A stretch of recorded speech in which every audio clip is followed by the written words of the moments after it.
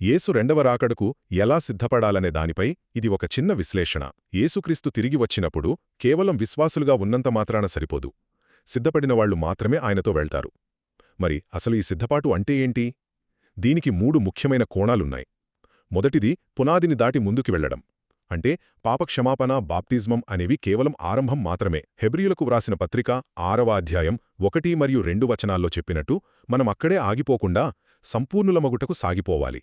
అంటే క్రీస్తు స్వభావాన్ని, ముఖ్యంగా ప్రేమను మనలో పెంచుకోవాలి. రెండవది మెలకువగా ఉంటూ ఫలించడం. సిద్ధంగా ఉండడమంటే ఊరికే ఎదురుచూడటం కాదు కదా. మత్తయి సువార్త 25వ అధ్యాయంలో 10 కన్యకల ఉపమానం చూడండి. బుద్ధిగల కన్యకలో తమ దివిటీలలో అదనపు నూనెతో, అంటే దైవిక జ్ఞానంతో సిద్ధంగా ఉన్నారు. అలాగే తలాంతులోపమానమేం చెబుతోంది?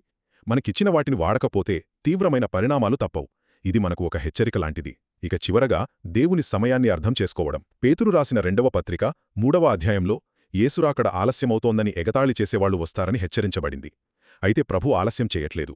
అందరూ మారుమనస్సు పొందాలని ఆయన ఓపికతో ఎదురుచూస్తున్నాడు. కాబట్టి ఈ సమయం సందేహించడానికి కాదు, సిద్ధపడటానికి దేవుడిచ్చిన అవకాశం. అంతిమంగా ప్రభు రాకడకు సిద్ధపాటు అంటే నిరంతరం ఆత్మీయంగా ఎదగడం, చురుకుగా సేవ చేయడం, దేవుని వాగ్దానంపై స్థిరమైన నమ్మకం ఉంచడం.